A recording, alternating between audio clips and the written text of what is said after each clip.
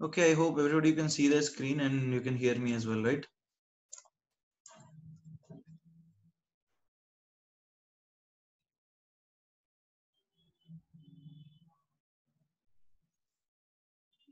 Okay, fine. Okay, good afternoon. See, आज जो we'll start with the discussion. आज हम लोग डिस्कस कर लेंगे सबसे पहले जो होमवर्क दिया गया था, and then we'll move on. Fine. Okay.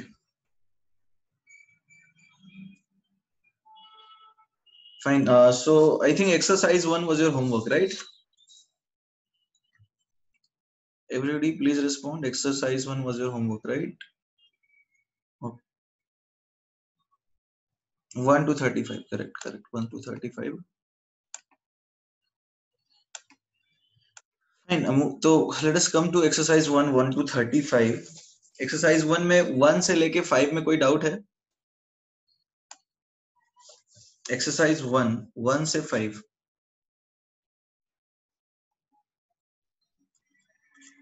1 से 5 में कोई डाउट है anybody? 1 to 5. Okay, 2. Question 2 है. An electrolyte is one which conducts electricity in any solvent. Option A है. दूसरा option which is capable of ionization by passing electric current. Option C है which dissociates into ion by dissolving in a suitable solvent. अच्छा एक बात बताओ already, electrolyte किसको बोलते हैं? जो पानी में एवरीबॉडी पानी में आयंस रिलीज करेगा उसको इलेक्ट्रोलाइट बोलते हैं. क्या बोलते हैं उसको? See, electrolyte is something which releases ions in aqueous solution and in turns helps in conduction of electricity. I hope it is clear.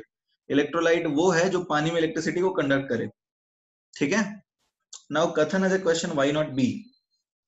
देखो, इलेक्ट्रिसिटी लगा के तुम किसी भी चीज को तोड़ सकते हो.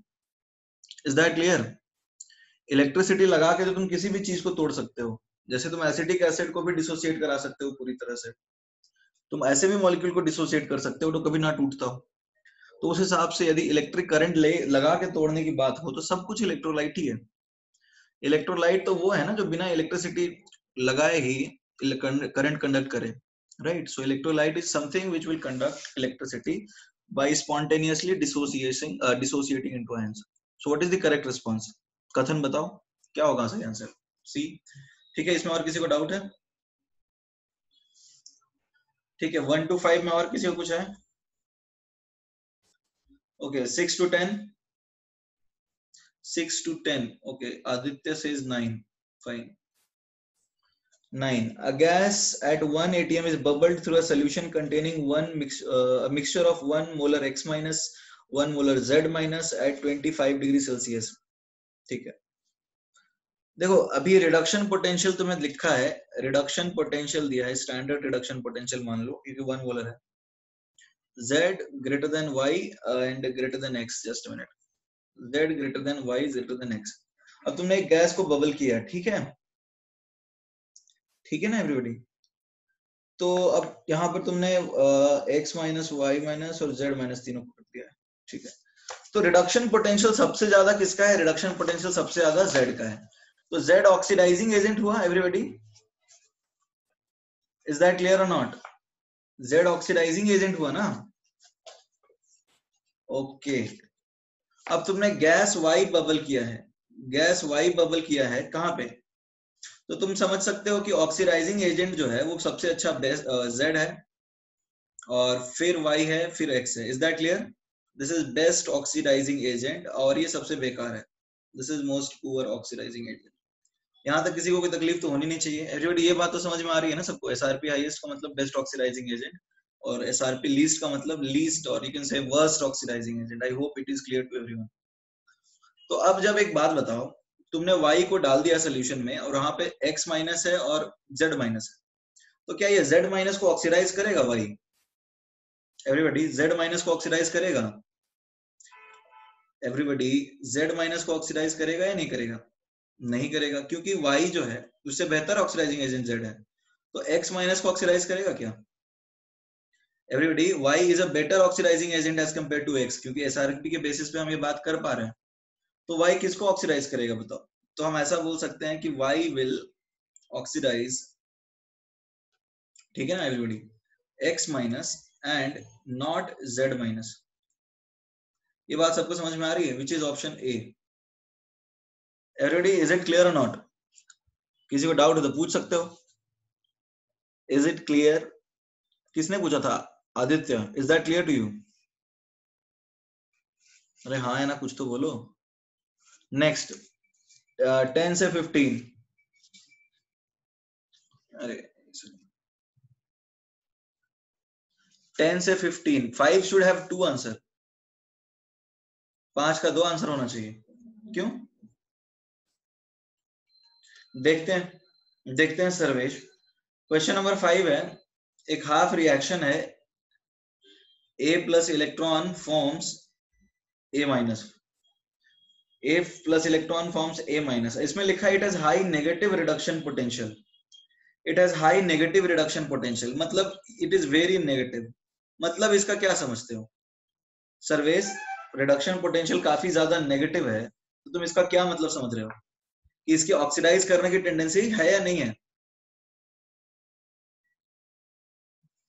सर्वेश, इसकी ऑक्सीडाइज करने की टेंडेंसी है? देखो ये रिडक्शन इसका नॉन स्पॉन्टेनियस है, तो ऑक्सीडेशन स्पॉन्टेनियस होगा ना। Is that clear? यदि ये मान लो जैसे -10 आता है, तो तुम ऐसे लिखोगे A minus gives A plus electron, तो ये +10 होगा, यानी A minus is easily oxidised. तो तुमको दूसरा आंसर कौन सा सही लग रहा है बताओ? A माइनस का रिडक्शन भी तो है। A माइनस रिडक्शन कहां दिया है तुमको? कहीं भी। तुमको तो सिर्फ ये इंफॉर्मेशन दिया है, you have been given this information. तो इससे तुम क्या निकाल रहे हो अंदाजा? तुमको इससे ये लिखा है काफी नेगेटिव है, तो मान लो ये 10 वोल्ट आया, -10 volt. So what it means that A minus has no tendency to get reduce. तो A माइनस जो है वो तो ऑक्सीडाइज हो ही जाएगा ना। तो इसका मतलब A minus will be oxidised easily. तुम इससे कौन, अच्छा तुम बताओ तुम्हारा कौन सा दूसरा आंसर तुमको सही लगता है? शर्वेश टेल मी, तुम्हें दूसरा आंसर कौन सा सही लग रहा है? B, okay. A is easily oxidised. अच्छा एक बात बताओ, A को ऑक्सीडाइज करने के लिए हमें तो ये रिएक्शन चाहिए ना, इसके लिए हमें कुछ डेटा गिवन है क्या एवरीबॉडी? इसके लिए हमें कुछ डेटा गिवन है? हम कैसे बोल देंगे? We do not have anything to, मतलब we don't know what is A, कौन सा एलिमेंट है, हमें कोई जानकारी है नहीं, ठीक है? तो इसके बारे में हम कैसे बोल सकते हैं? अब सर्वेस इज अगेन सेइंग कि सर इसको उल्टा कर दो। अरे भैया, तो A प्लस प्लस इलेक्ट्रॉन के लिए भी A के तुम्हें कुछ इन्फॉर्मेशन कहाँ दिया है? तुम उल्टा सीधा कुछ भी कर लो। A प्लस के बारे में कोई जानकारी दिया ही नहीं है, तुम कैसे कुछ भी बोल सकते हो?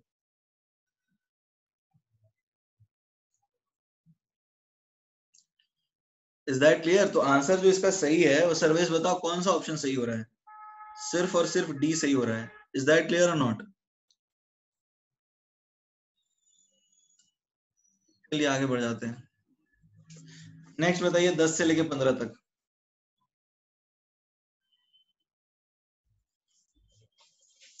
10 से लेके 15 के बीच में कोई डाउट नहीं है? 15, ठीक है। When a copper wire is placed in a solution of silver nitrate, the for copper wire तुमने डाल दिया सिल्वर नाइट्रेट में, तो सोल्यूशन ब्लू हो जाता है, ऑब्वियसली कॉपर नाइट्रेट बन जाएगा, Cu2 प्लस ब्लू होता है, ठीक है, और साथ में सिल्वर निकल जाएगा। तो इसमें पूछा क्या जा रहा है बताओ, इसका क्या आंसर होना चाहिए? तुम खुद ही बता दो। Cu2 प्लस बनता है, इसके वजह से ना ब्लू होगा ये।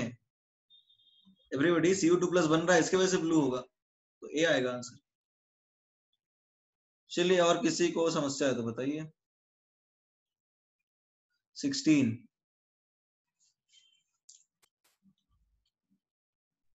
अच्छा मैंने चैट होस्ट ओनली कर दिया है, एक दूसरे को मैसेज भेजना बंद करो अब। क्वेश्चन नंबर 16 के, अरे ये तो याद करवाया था ना मैंने, लीची केला बेर संतरा, इसमें क्या दिक्कत है 16 में? के CALI में भी arrange in the decreasing order, तुम्हें याद होगा, लीची केला बेर संतरा काजू, तो ऑर्डर पूछ रहा है तुमसे, स्टैंडर्ड इलेक्ट्रोड पोटेंशियल का डिक्रीजिंग ऑर्डर। तो डिक्रीजिंग ऑर्डर का मतलब क्या समझ रहे हो, कि जो सबसे ज्यादा है उसको तुम सबसे पहले लिखोगे ना। Everybody is that clear? जो सबसे ज्यादा है उसको तुम सबसे पहले लिखोगे। तो तुम सबसे देखो, ये सबसे ज्यादा नेगेटिव होता है, जैसे मोस्ट नेगेटिव है और ये लीस्ट नेगेटिव है, तो ये हाईएस्ट होगा ना। तो तुम अभी इनकी बात कर रहा है, लिथियम की बात कर रहा है और पोटेशियम की बात कर रहा है और कैल्शियम की बात कर रहा है। तो तुम कैसे लिखोगे? का सी ए, ये लिख दोगे तुम? क्या दिक्कत है ये? सी ए के एल आई।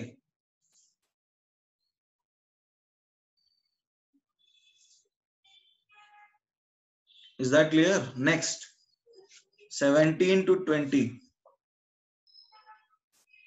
18। ये तो क्लास में मैंने कराया था एक क्वेश्चन, ये आईटी का आया हुआ क्वेश्चन था। ये तो क्लास में कराया है ना मैंने 18। एवरीबॉडी 18 तो कराया है मैंने क्लास में। If you go through the notes, मैंने इलेक्ट्रोकेमिकल सीरीज के एप्लीकेशन में इसको करवाया है। सेम क्वेश्चन है।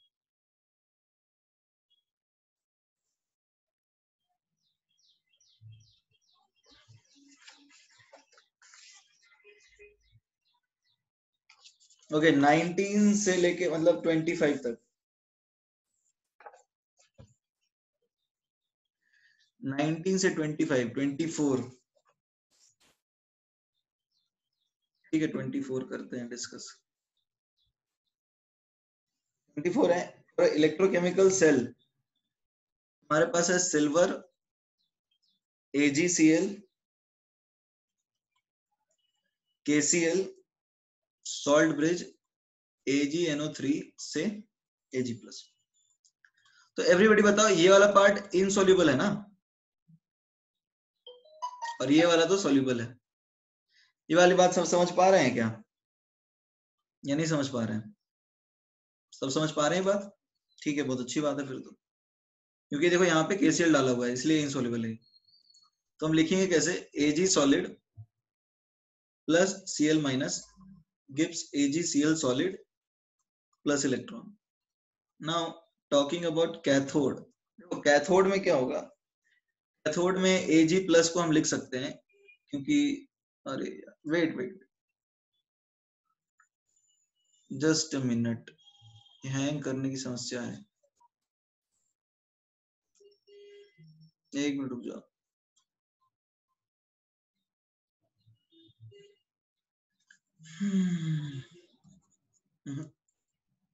पहले इतना लिख लीजिए सब लोग।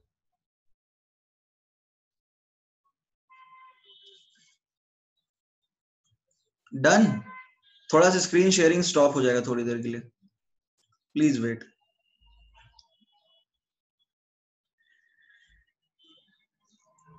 और भी अलग प्लेटफॉर्म्स हैं जो बेहतर व्हाइट बोर्ड देते हैं, बट दिक्कत है यहाँ नोट्स एक्सपोर्ट नहीं होता।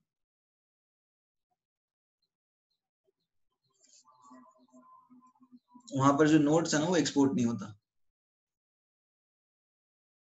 PDF में।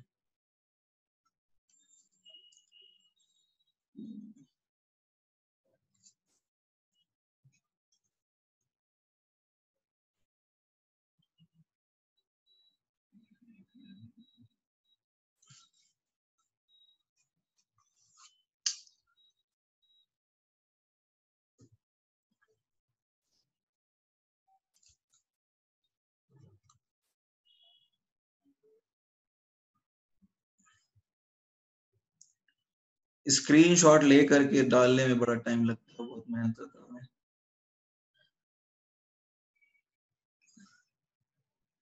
स्क्रीनशॉट लेके कौन कौन डालते हैं?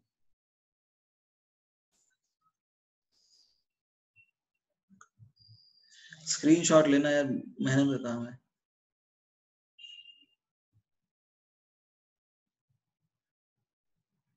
SY सर स्क्रीनशॉट लेते हैं? अच्छा यार, फिर काफी मेहनत कर रहे हैं।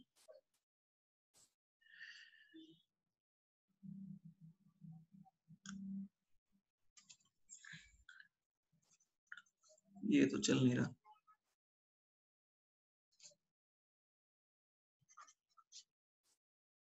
Just a minute.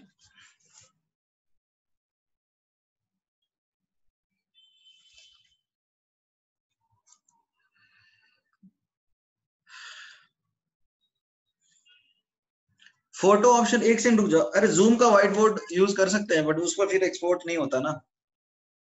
थोड़ा सा रुक जाओ, मैं इसको फिर से रिलोड कर लेता हूँ।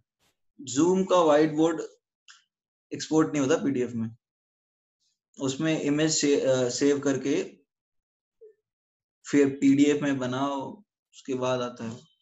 That is a long process. थोड़ा सा रुक जाओ, let me fix this if it can work. यदि नहीं होगा तो फिर जूम पे ही चलना पड़ेगा हमको, जूम का व्हाइट बोर्ड यूज करना पड़ेगा। No option will be there.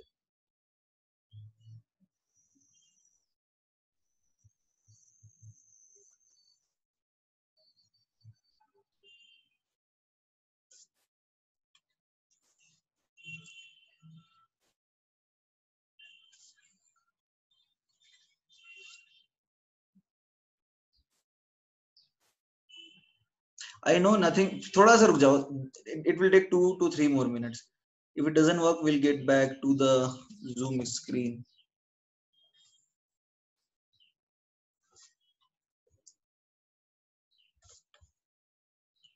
Fine.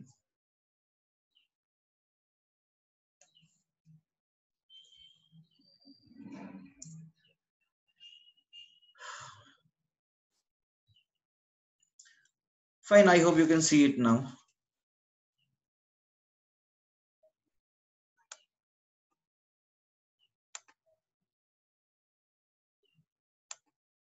Okay. So coming back to the reactions, तो देखो reaction क्या है? Anode पे silver solid plus Cl minus will give you AgCl solid plus electron. This is the reaction which will take place at anode. Talking about cathode, तो cathode पे यहाँ Ag plus है, sorry, this is AgNO3 to Ag. Cathode पे Ag plus एक electron लेकर के Ag बनाएगा, right? Ag solid. So you can obviously add this, तो तुम्हें क्या मिल जाएगा? एवरीबॉडी Ag प्लस से लेकर के Ag plus plus Cl minus gives AgCl solid. Everybody is it clear? हाँ, वो प्रिंटिंग मिस्टेक है, वो Ag प्लस होना नहीं चाहिए, वो मैंने भी लिख दिया गलती से, बट वो सही नहीं है, वो Ag ही होगा. तो प्रिंटिंग मिस्टेक ही है एवरीबॉडी. वो AgNO3 से Ag जो है ना वो होना चाहिए, और उन्होंने गलती लिखा है.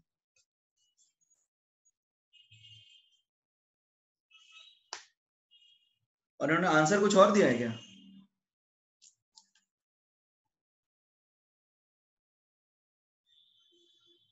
आंसर सी दिया है. नहीं, सी तो नहीं हो सकता है. C is not possible. C कब होगा पता है? When you reverse anode and cathode. C तो नहीं हो सकता है. व्हेन यू रिवर्स एनोड और कैथोड तभी आएगा सी आंसर. मतलब टेल यू कैसे सी आ सकता है. ये अपना आ रहा है, राइट? नाउ लेट अस सी. हम यदि रिवर्स कर दें Ag to AgNO3 ऐसा कर दें, सॉल्ट ब्रिज लगा दें, KCl AgCl to Ag.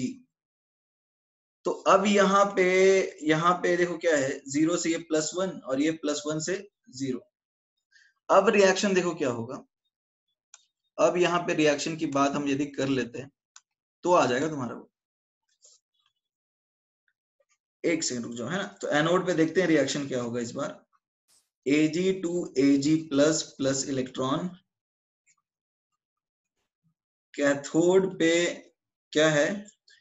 AgCl solid plus electron gives Ag solid plus Cl minus. Fine. तो इस केस में यदि तुम ऐड करोगे तो तुम यहां तुम्हें तो मिल जाएगा Ag. तो वो आंसर जो क्वेश्चन दिया है ना वो ये पूछ रहा है, क्वेश्चन ही चेंज कर लो. This is something they are asking.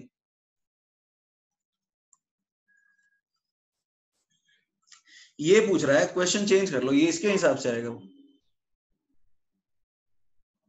Everybody ये पूछ रहा है क्वेश्चन में, so make it this relation. ये पूछ रहा है आपसे, तभी आंसर सी आएगा. Ag सॉलिड कैसे, किस केस में सूजल? एनोड में या कैथोड में?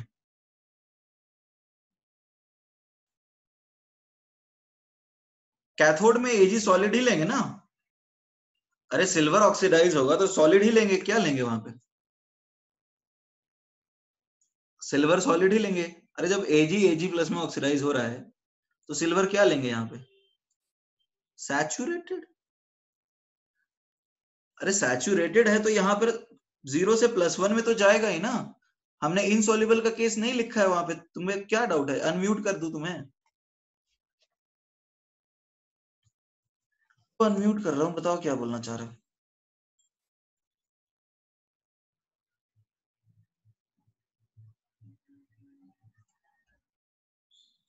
अनम्यूट करने की जरूरत है? अनम्यूट तुम्हारा हो नहीं रहा है।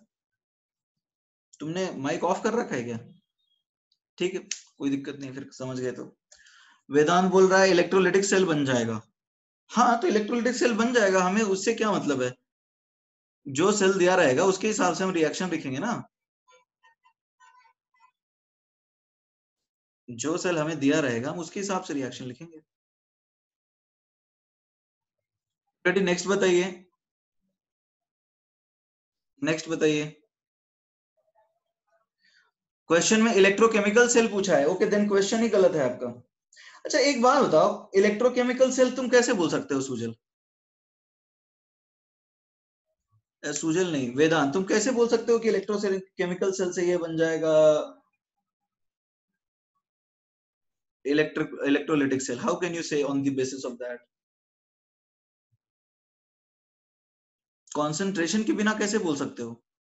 अरे तो उससे क्या हो रहा है? बिना कॉन्सेंट्रेशन के हम थोड़ी बोल सकते हैं। और वैसे भी ये तो कॉन्सेंट्रेशन सेल है।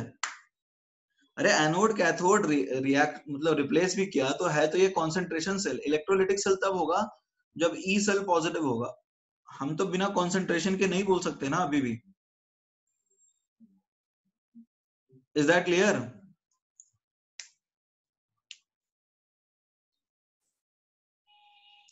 ओके नेक्स्ट बताइए, 25 से 30। 25 से 30 तक कोई डाउट है? 25 डाउट है?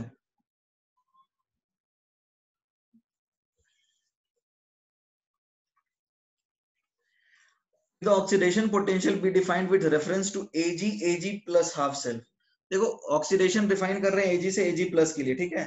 Which of the following will give the correct value of oxidation potential of Cu से Cu2 plus?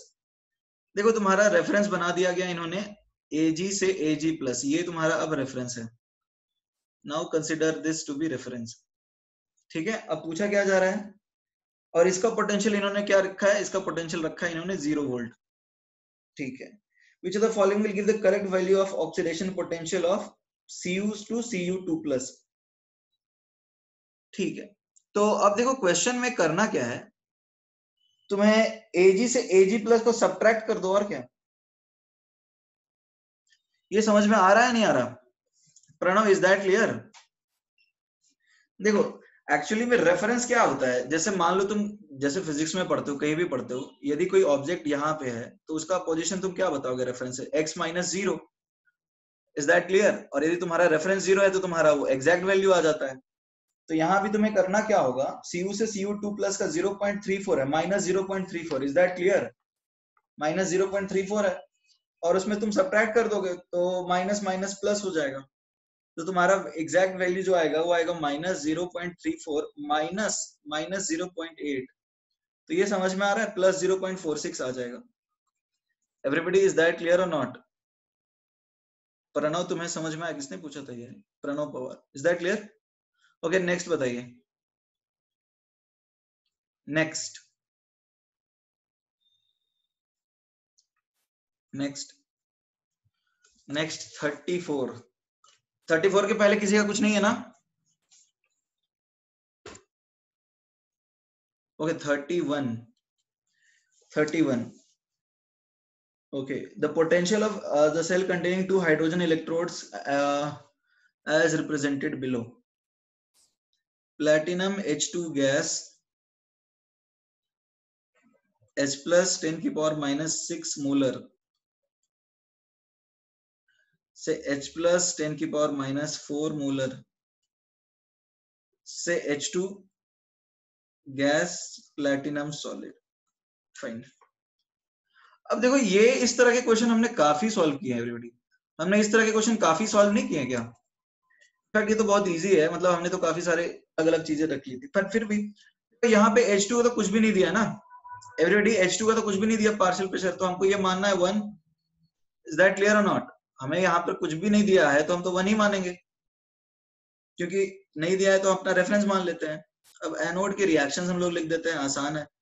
H2 गैस जो है 2H प्लस कन्वर्ट हो रहा है 10⁻⁶ प्लस 2 इलेक्ट्रॉन, और कैथोड जो है उसमें क्या हो रहा है 2H प्लस 10⁻⁶ है, नहीं sorry 10⁻⁴ plus 2 electron gives H2 gas.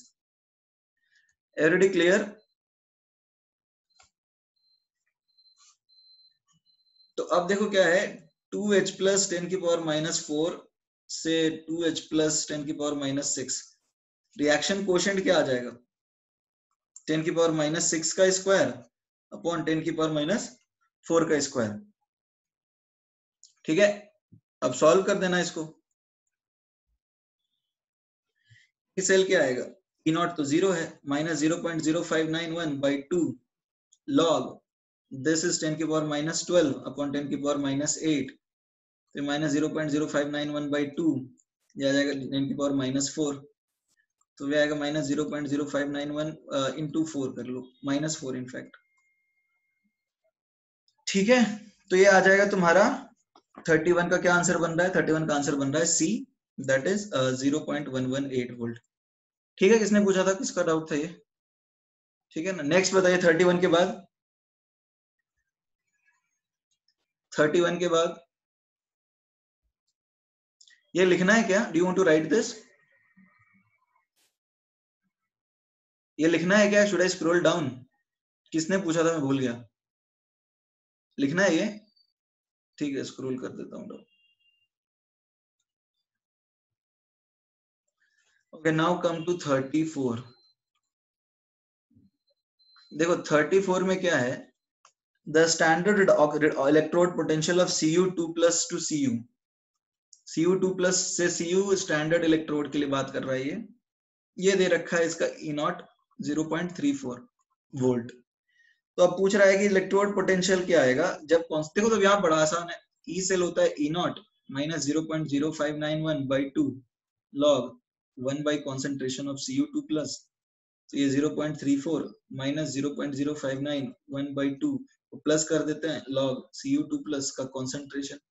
अब तुम पुट कर दो इसको, 0.03 पकड़ लो अप्रोक्सीमेटली, और लॉग 10 की पावर माइनस कितना है 2 पुट कर दो, तो ये आ जाएगा तुम्हारा 0.34 माइनस 0.06, तो ये कितना आएगा 0.28 आएगा।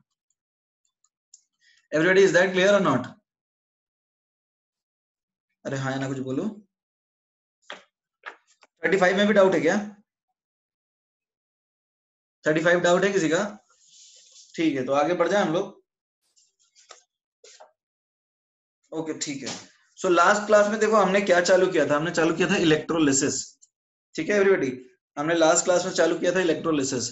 इलेक्ट्रोलिसिस क्या है, नॉन स्पॉन्टेनियस डिकम्पोजिशन कराते हैं एक सॉल्ट का इलेक्ट्रिसिटी पास करके, राइट?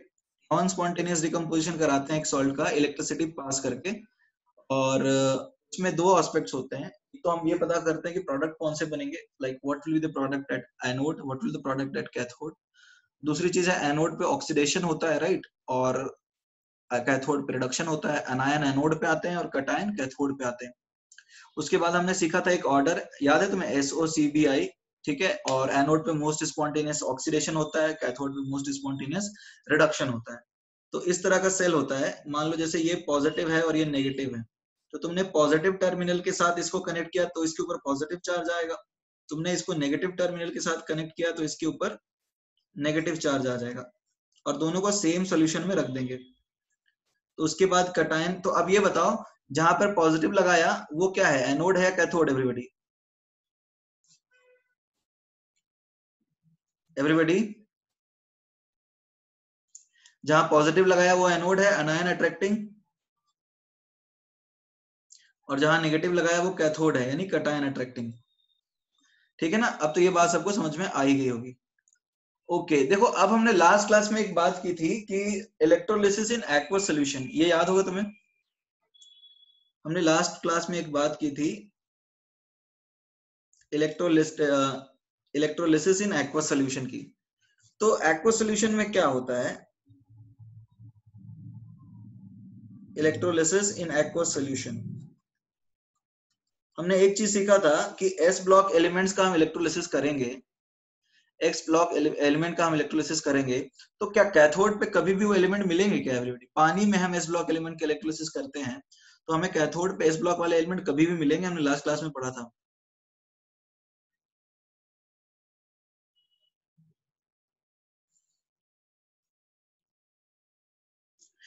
ओके फाइन, नहीं मिलेंगे। रीजन क्या है? रीजन ये है कि बहुत ज्यादा इलेक्ट्रोपॉजिटिव होते हैं और हाइड्रोजन ही हमेशा इलेक्ट्रॉन लेकर के H2 बनाएगा। तो अब देखो ये बात तो सबको पता है, अब हम बात करेंगे क्या, हमने लास्ट क्लास में बोला था कि ऑक्सीडेशन वाटर का भी हो सकता है, रिडक्शन वाटर का भी हो सकता है, water will also participate in oxidation as well as reduction reactions, ये बात हमने सीखी है। तो अब देखो सबसे पहले हम देखते हैं कि ऑक्सीडेशन कैसे हो सकता है वाटर का। देखो ऑक्सीडेशन एक बार सुन लेते हैं, उसके बाद जो डाउट होगा वो पूछ लेना। वाटर देखो H2O है, इसका ऑक्सीडेशन +1 है, ऑक्सीजन का -2। तो अब बताओ जब इसका ऑक्सीडेशन कराओगे तो कौन ऑक्सीडाइज हो सकता है, हाइड्रोजन या ऑक्सीजन? ऑक्सीडेशन स्टेट हाइड्रोजन का +1 है और ऑक्सीजन का -2 है। एवरीबॉडी यहाँ पर ऑक्सीडाइज कौन हो सकता है? हाइड्रोजन ऑक्सीडाइज हो सकता है या ऑक्सीजन ऑक्सीडाइज हो सकता है? ऑक्सीजन ऑक्सीडाइज हो सकता है। Is that clear everybody? ये सबको समझ में आ रहा है नहीं आ रहा? Because water already highest oxidation state में है ना, hydrogen already highest oxidation state में। तो ऑक्सीडाइज होने के चांसेस सिर्फ और सिर्फ किसके बनते हैं? ऑक्सीडाइज होने के चांसेस सिर्फ और सिर्फ बनते हैं ऑक्सीजन के। तो अब देखो इसका जो ऑक्सीडेशन होता है ये बनाता है 4H plus O2 plus 4 electron. Is that clear everybody? ये होता है रिएक्शन। अब देखो इसका जो EMF होता है, the value of the E not, it is -1.23 volt. इसका जो स्टैंडर्ड ऑक्सीडेशन पोटेंशियल है ये होता है -1.23 वोल्ट। और ये आपको याद रखना है, बहुत आसान है, 123 123 याद रहेगा ना, -1.23 आसान है, 123 याद रहना है। Everybody is that clear? 123 आसान भी है बहुत। अब देखो बात ये है कि -1.23 क्यों आया? माइनस इसलिए आया क्योंकि देखो ऑक्सीजन का ऑक्सीडेशन स्पॉन्टेनियस नहीं होता है। ये सब लोग जानते हैं कि ऑक्सीजन का ऑक्सीडेशन स्पॉन्टेनियस नहीं है, ऑक्सीजन तो एक ऑक्सीडाइजिंग एजेंट है, तो इसमें एनर्जी लगेगा, so it will always be negative. अब बात ये है कि ये -1.23 आया कैसे? ये कोई बता सकता है क्या ये -1.23 कैसे निकालेंगे? Anybody can you tell me? कोई सोच सकते हो कैसे आएगा ये?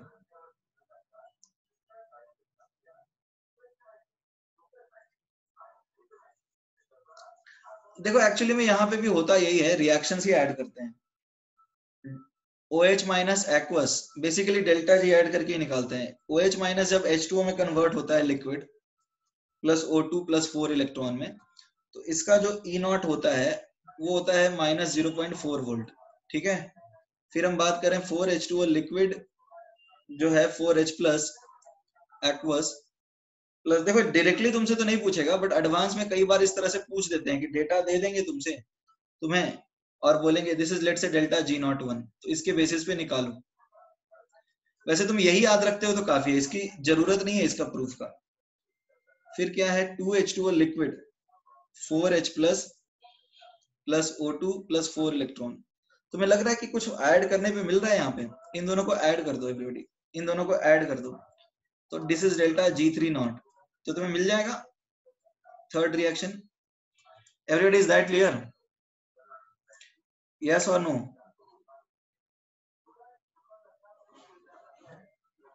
ये रिएक्शंस तुम्हें याद नहीं रखना है। जैसे देखो 4OH माइनस जो ऑक्सीडाइज होता है H2O में, वो तो ऑब्वियसली एक्सपेरिमेंटल चीज ही है। मैं ये बोलना चाह रहा हूँ कि तुम्हें ये वैल्यूज याद नहीं रखना है, तुम्हें वैल्यू जो याद रखना है वो -1.23 याद रखना है। बट एग्जाम में क्या हो सकता है, एग्जाम में तुम्हें कुछ डेटा दिया जा सकता है कि मान लो ये तुम्हें दे दिया कि 4OH माइनस से H2O plus O2 plus 4 electron के लिए EMF इतना है, तो अब EMF जरूरी थोड़ी है कि -0.4 होता है तुम्हें वही देंगे, कुछ और वैल्यू दे सकते हैं और तुम्हें बोल सकते हैं कि इस वैल्यू के बेसिस पे सिर्फ यही वैल्यू देंगे, नीचे वाला नहीं देंगे। Calculate standard oxidation potential of water. Everybody is that clear? तो उस केस में तो तुम्हें लगाना पड़ेगा ना, डेल्टा जी ही ऐड करना पड़ेगा। एक्चुअली में -1.23 होता है, बट क्वेश्चन पूछने के लिए तो कुछ भी पूछा जा सकता है, तो इसलिए मैं बता दे रहा हूँ कि निकलता कैसे है। ये वाला वैल्यू तो ऑब्वियसली एक्सपेरिमेंटल है, तुम्हें याद रखने की जरूरत नहीं है, ठीक है। अब यदि ये रिएक्शन है, ये रिएक्शन है, तो अब जरा बताओ डेल्टा जी टू नॉट कैसे निकालोगे? मैं पूछ लेता हूँ कुछ लोगों से। Aditya, Aditya can you tell me how to calculate? Aditya Gora ने, तुमने शायद 2-3 सवाल पूछे आज। डेल्टा जी टू नॉट कैसे निकालोगे बताओ? क्वेश्चन समझ में आया? डेल्टा जी टू नॉट कैसे निकालेंगे, ये क्वेश्चन है। के के डब्ल्यू से, हाँ वो तो ठीक है, उसको बताने दो। देखो ये अपने पास रिलेशन है, I tell you. Delta G naught हम लोग जानते हैं ये क्या होता है, minus R T L N K, right. अब इसका के डब्ल्यू की पावर 4 हो जाएगा, ये समझ में आ रहा है सबको? एवरीबॉडी ये समझ में आ रहा है हमने कैसे लिख दिया delta G two naught? Delta G जानते हो ना, ये होता है minus R T L N K, तो यहाँ पे लॉग के डब्ल्यू है और इसको हमने 4 से मल्टीप्लाई किया है, तो डेल्टा जी टू नॉट क्या आएगा? Minus R T L N K W की पावर 4। इसमें किसी को दिक्कत है तो पूछ लो।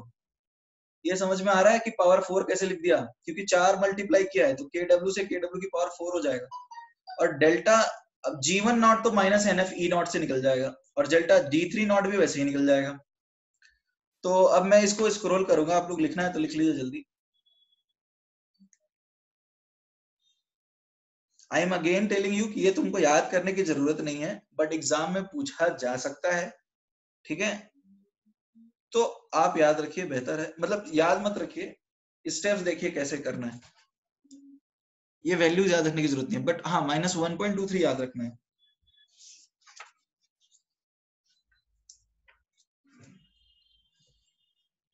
Everybody done?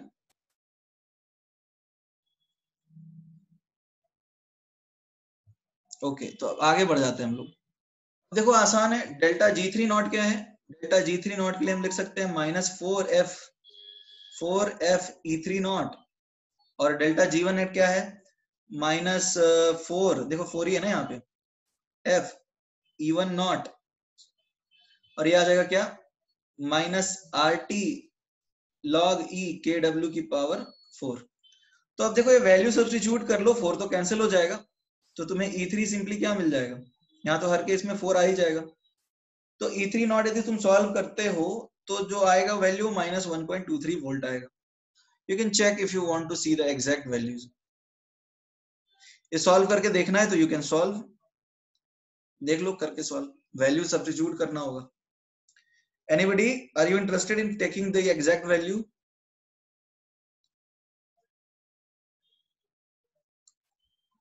एवरीबॉडी, किसी को सॉल्व करके एग्जैक्ट वैल्यू निकालने में इंटरेस्ट है? तो ठीक है, फिर रहने दो। Then write it down. If you are interested you can see the end check the exact value. K W होता है 10 की पावर माइनस 14, तुम्हारा आ जाएगा answer. So this is called standard oxidation potential of water. This is standard oxidation potential of water. Low scroll कर दिया मैंने।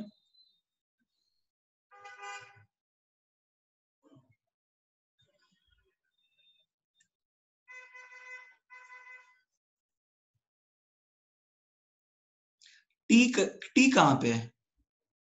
T temperature पूछ रहे हो? टेम्परेचर 298 केल्विन ना, स्टैंडर्ड कंडीशन में 298 केल्विन ही लेते हैं आदित्य, स्टैंडर्ड कंडीशन में टेम्परेचर 298 केल्विन ही लेते हैं। एवरीबॉडी रिटन और नॉट? आगे बढ़ सकते हैं हम लोग?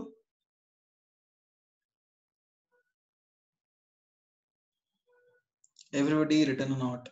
आगे बढ़ सकते हैं? तो अब देखो आपको बस ये वैल्यू याद रखना है, minus 1.23। Now there is one more thing.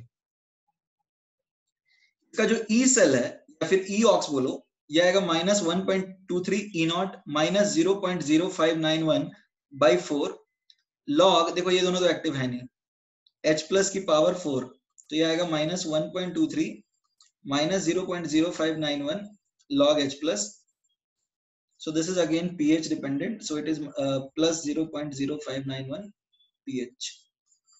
Is that clear everybody? ये E ox का वैल्यू है जो कि pH के ऊपर डिपेंड करता है।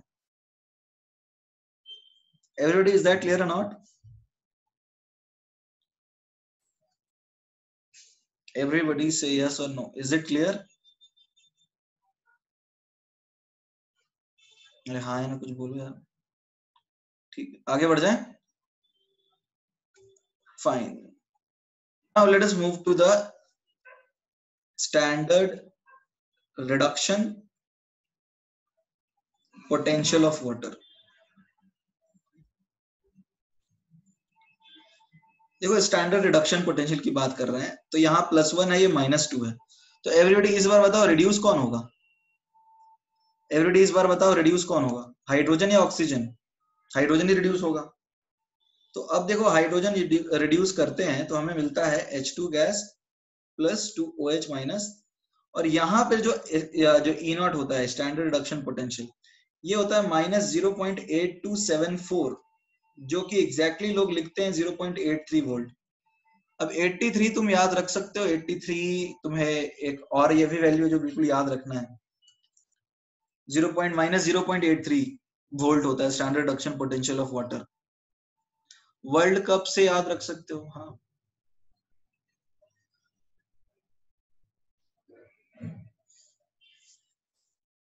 अच्छा, ये निकाल सकते हो कैसे आएगा 0.83? एवरीबॉडी, यदि मैं बोलूं कि निकाल सकते हो क्या, तो निकल जाएगा ये, और इसके लिए कोई डेटा वगैरह की जरूरत भी नहीं पड़ेगी। You can easily calculate -0.83, you do not need any data to calculate this.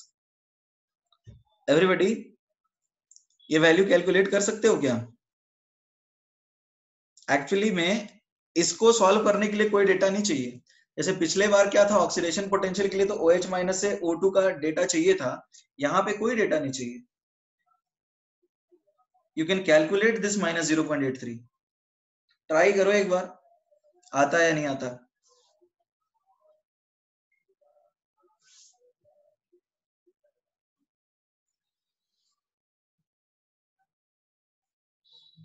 कैसे आया सौरभ बताओ,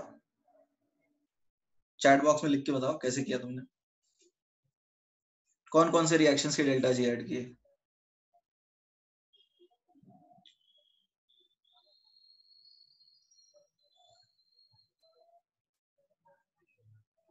एक सेकंड, नहीं मतलब रिएक्शंस कौन कौन से ऐड किए? एच हाइड्रोजन तो ठीक है, तुमने वाटर क्या क्या जीरो? अरे मतलब कौन कौन से रिएक्शंस को ऐड किया सौरभ, ये तो बता दो। हाँ अथर्व, इनॉट ऑक्स, नहीं ये तो इनॉट रिडक्शन है ना, ये रिडक्शन है अथर्व, ये रिडक्शन पोटेंशियल है। अथर्व डागा भैया, ये रिडक्शन पोटेंशियल है, ऑक्सीडेशन थोड़ी है ये ऊपर वाला जो था, ऊपर वाला हाँ रिडक्शन, ऊपर वाला ऑक्सीडेशन है। हम यहाँ नीचे वाले की बात कर रहे हैं ना, और मैंने तो बोला है कि सब लोग ये कोशिश करो कि कैसे आता है। हाँ ठीक है सौरभ, तुमने कितने से मल्टीप्लाई किया? दोनों रिएक्शन में 2 मल्टीप्लाई किया है ना, मतलब एक हाइड्रो मतलब जो आयनाइजेशन वाटर है उसमें 2 से मल्टीप्लाई किया होगा तुमने। ठीक है फिर, ओके एनीबॉडी एल्स, और किसी का आंसर आया?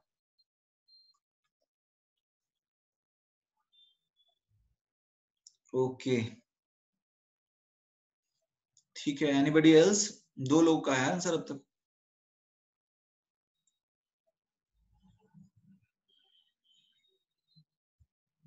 और किसी का आंसर आया? नहीं आया? और टाइम चाहिए या should I help you now? Everybody कुछ बोलो। चलो ठीक है, और टाइम नहीं दे सकते। तो देखो तुम्हें करना क्या है, तुम्हें चाहिए H2 प्रोडक्ट में, तो सीधा कर लो 2H plus 2 electron gives H2 gas. दूसरा तुम्हें 2H2 और रिएक्टेंट में चाहिए, तो you can write 2H2 liquid gives 2H plus 2OH minus. ठीक है, इसका डेल्टा G1 नॉट तो जीरो होगा, क्योंकि -NF E नॉट है, इसका E नॉट जीरो होता है। तो ये डेल्टा G2 नॉट क्या आएगा एवरीबॉडी? डेल्टा G2 नॉट आएगा -RT log E KW square. अब इन दोनों को ऐड कर दो, तुम्हें क्या मिलता है देख लो। तुम्हें मिलता है 2H2O liquid plus 2 electron gives H2 plus 2OH minus. ठीक है, एक बार देख लेते हैं कैसे निकालेंगे हम। तो अब इस रिएक्शन का डेल्टा G3 नॉट, तो delta G3 not is delta G2 not plus delta G1 not. अब डेल्टा G1 नॉट तो जीरो है, देख लो ये जीरो है, तो हम लिख सकते हैं क्या डेल्टा G3 नॉट को? डेल्टा G3 नॉट आ जाएगा -RT log E KW square. और डेल्टा G3 नॉट क्या है, इसका n फैक्टर 2 है, तो you can write -n that is 2 f E not, और ये आ जाएगा -2 RT into 2.303 log KW which is 10 की पावर -14, तो ये -2 कट जाएगा. What will you get? You will get 2.303 RT upon F log 10 की पावर -14. ठीक है, तो ये अप्रोक्सीमेटली देख लो कितना आता है, ये आता है 0.0591 इंटू -14. देखो ये आ रहा है -0.822274 वोल्ट. एवरीबॉडी ये आ रहा है कि नहीं? 4H प्लस कैसे आदित्य, 4H प्लस कहां बोल रहे हो तुम?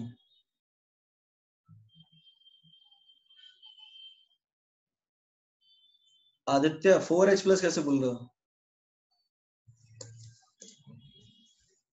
तो इस तरह से आपको निकालने के लिए बोला जा सकता है, ये याद, H2O से 4H प्लस, अरे 2H2O से 4H प्लस, एक H2O से तो एक ही H प्लस निकलता है ना, और एक OH माइनस निकलता है जब वाटर डिसोसिएट होता है आयनिक प्रोडक्ट में. तो अच्छा वो बोल रहा है, ओके. नहीं नहीं, यहाँ पे तो आयनिक प्रोडक्ट हम कंसिडर कर रहे हैं.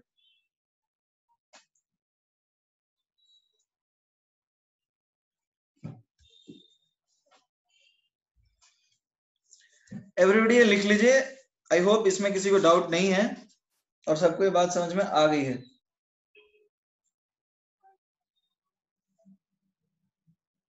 Everybody written or not?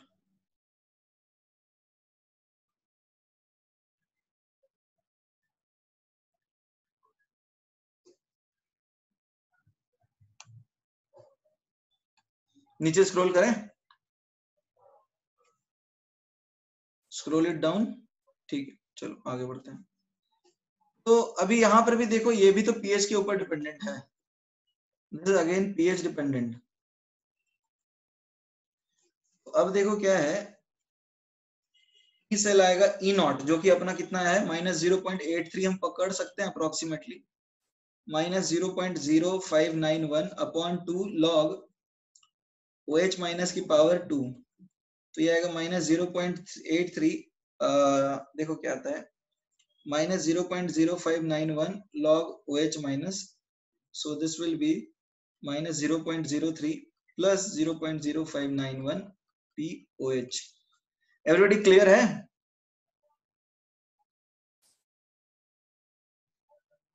Everybody is it clear?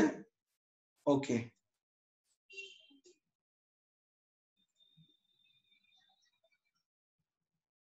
ये रिलेशन कितने स्लाइड्स हो गए? After discussion I join due to internet problem. अरे ज्यादा अभी मुझे तो याद नहीं है कितने हुए. ये प्रणव तुम वीडियो देख लेना यदि मिस हो गया कुछ तो. ये रिलेशन सर्विस याद रखने की जरूरत नहीं है, तुम डेराइव करके निकाल सकते हो तो बहुत अच्छी बात है. ये रिलेशन तुम्हें डेराइव करके यदि निकाल सकते हो तो कोई दिक्कत नहीं है, याद रखने की कोई जरूरत नहीं. बट हाँ, -0.83 तुम्हें याद रखना चाहिए और 123 याद रखना चाहिए, -1.23. Is that clear?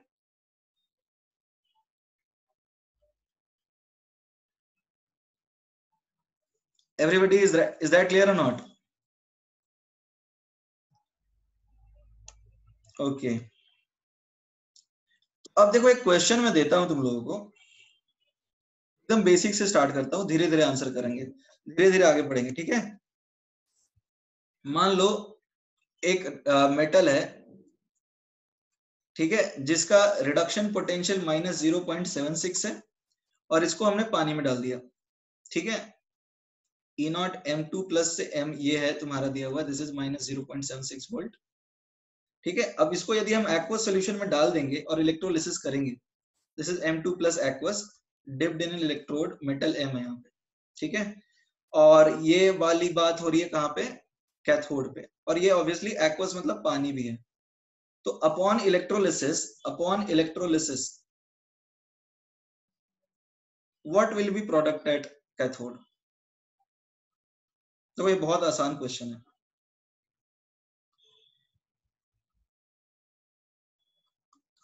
ठीक है, यहाँ पे स्टैंडर्ड कंडीशन तुम्हें मानना है, तो यहाँ पे प्रोडक्ट क्या होगा एवरीबॉडी? एवरीबॉडी यहाँ प्रोडक्ट क्या होगा? बहुत इजी क्वेश्चन है। मेटल होगा एवरीवन, बिकॉज -0.76 है मेटल का और वाटर का -0.83 है, तो मेटल ही मिलेगा ना, इसमें तो किसी को कंफ्यूजन नहीं होना चाहिए। इसमें किसी को कंफ्यूजन है क्या? मेटल मिलेगा, इज दैट क्लियर और नॉट? मेटल मिलेगा, क्योंकि वाटर के केस में तुम्हें पता है ना, वाटर का हमने सीखा है अभी तो, 2H2O + 2 electron gives H2 + 2OH-, ये आता है -0.83, तो ये ज्यादा स्पॉन्टेनियस है, तुम्हें मिलेगा metal. Everybody is that clear? किसी को डाउट है तो पूछ लो, मेटल में किसी को डाउट है?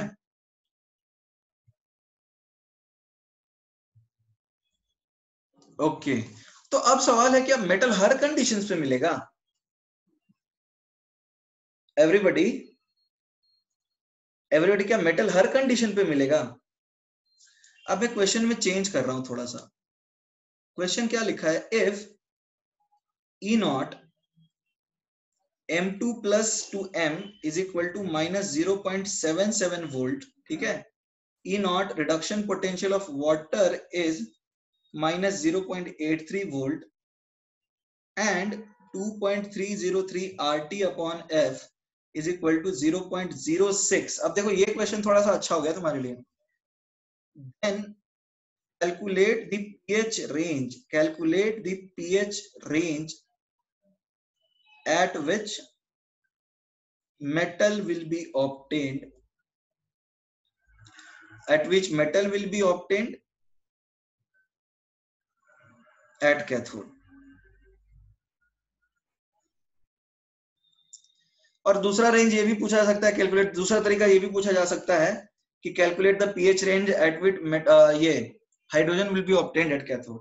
क्या ये पीएच डिपेंडेंट नहीं है? तुमने पढ़ा है ना, बहुत सारे केमिस्ट्री में पढ़ा हुआ कि इस पीएच पे ये रिएक्शन होता है, इस पीएच पे ये रिएक्शन होता है, बेसिक मीडियम में ये रिएक्शन होता है, एसिडिक में ये होता है, तो उसका कुछ तो रीजन होता होगा ना एवरीबॉडी? एवरीबॉडी कुछ तो रीजन होता होगा ना उसका।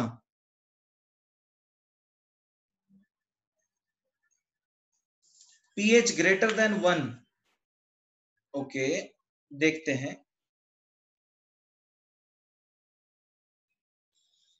ये क्वेश्चन सबको समझ में आया या नहीं आया? एवरीबॉडी क्वेश्चन सबको समझ में आया?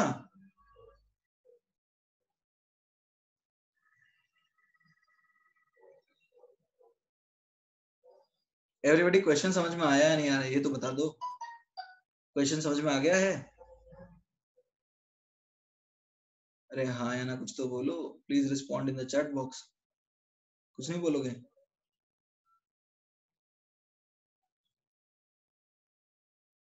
ठीक है, 1 to 6 तो नहीं होगा। I tell you one thing, देखो हमने अभी तक क्या सीखा है।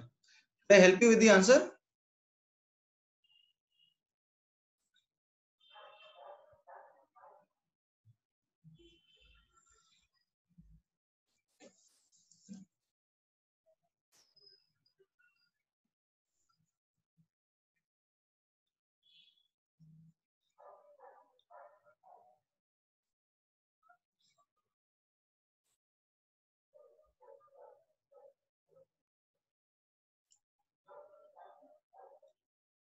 pH greater than V 13, okay, Sujal is saying pH greater than 13।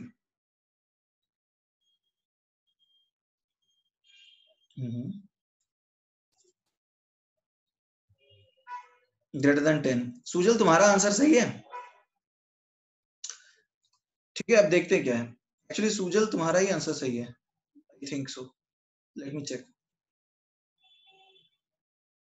देख लेते हैं, जो चेक कर लेते हैं। तो जो वाटर का रिडक्शन पोटेंशियल है वो आएगा क्या, ई आरपी वाटर का जो है reduction potential, it is -0.83। Question में यही बोला है मानने के लिए, -0.06/2 log OH माइनस का कॉन्सेंट्रेशन का whole square, so that is 0.83 -0.06 log OH minus, so this is -0.83 plus 0.06 POH। is that clear? सब लोग को ये बात तो समझ में आ रहा होगा। देखो हमने ये चीज तो ऊपर भी लिखा है, एवरीबॉडी यहां तक तो किसी को कोई डाउट नहीं होना चाहिए ना? तो अब एक बात बताओ, at POH 0 and pH is equal to 14, water का रिडक्शन पोटेंशियल है -0.83 और मेटल का है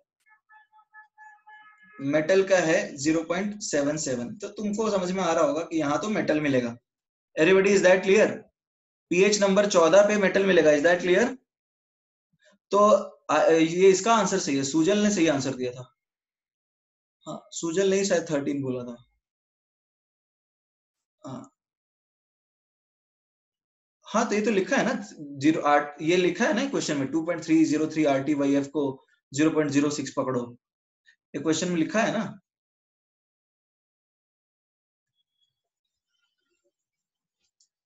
मान लो कि OH तुम्हारा 1 है, यानी pH 13 है, तो अब यहाँ पे इसका रिडक्शन पोटेंशियल क्या आ जाएगा, देखो तो 0.77 होगा, और इसका क्या आएगा, इसका भी 0.77 होगा।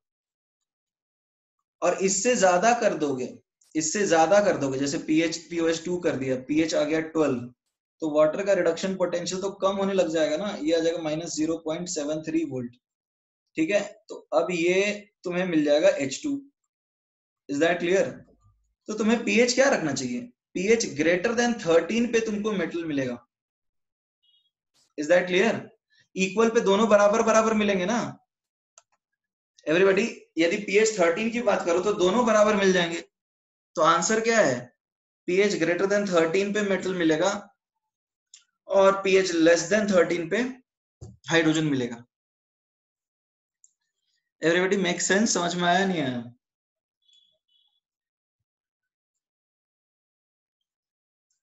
pH greater than 13 पे you'll get metal and pH less than 13 पे you'll get the hydrogen.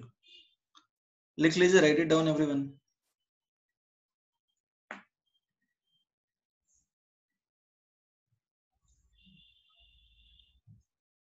ऐसे भी पूछ सकता है कि highly basic, strongly basic medium में मिलेगा, तो जो स्ट्रांगली बेसिक होगा उसमें तुम्हें मेटल मिलेगा। एवरीबॉडी रिटन और not?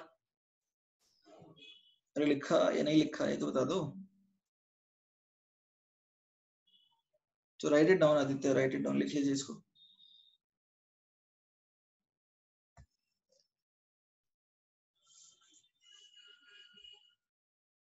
Sharp value of range नहीं मिल सकता, शार्प ही तो है। शार्प वैल्यू ऑफ रेंज का मतलब क्या है, तो रेंज तुम्हें पूरा शार्प ही मिला है ना, रेंज की तो फिक्स तुम्हें मिल ही गई है। 13 पे दोनों मिलेंगे, 13 पे एवरीबॉडी दोनों मिलेगा ना, 13 पे दोनों मिलेंगे 50-50%। Is that clear everybody? Everybody 13 पे क्या होगा, दोनों मिलेंगे 50-50%, 50-50% बाई मोल्स। रिडक्शन की रिएक्शन सर्विस, रिडक्शन की रिएक्शन तो यहाँ लिखी हुई है ना, देखो ना, ये रिडक्शन की रिएक्शन, रिडक्शन की रिएक्शन है। Everyone done?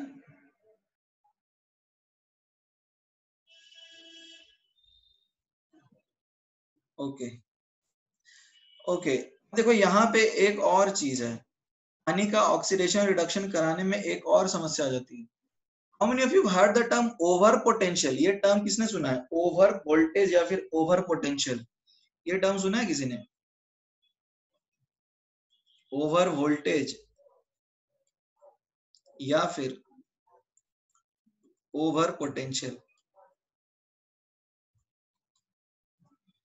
Of water? ये टर्म किसी ने सुना है? ओके देखो, अब यहाँ पर यहाँ क्या कहानी है, ओवर पोटेंशियल और ओवर वोल्टेज। सी, थर्मोडायनेमिक्स के कंसेप्ट्स होते हैं, यहाँ पर थोड़ा सा ध्यान देना। थर्मोडायनेमिक्स हमें क्या बताता है, हमें ये बताता है कि डेल्टा जी नेगेटिव है तो रिएक्शन हो जाएगा, उसी तरह से एसआरपी पॉजिटिव है तो रिएक्शन हो जाना चाहिए। Everybody is that clear? Everybody is that clear और नॉट? अरे हाँ है ना, कुछ तो बोलो। थर्मोडायनेमिक्स तो हमें यही बोलता है कि एसआरपी पॉजिटिव है या फिर ईएमएफ पॉजिटिव है और डेल्टा जी नेगेटिव है, तो in that case we can easily say कि हाँ रिएक्शन होना चाहिए। But does it tell us कि कितने टाइम में होना चाहिए? अब मान लो डेल्टा जी नेगेटिव है और टाइम बहुत ज्यादा लगता है, 2 4 10 दिन लग जाता है, तो हमारे लिए प्रैक्टिकली इलेक्ट्रोलिसिस करना बहुत मुश्किल हो जाएगा। Is that clear?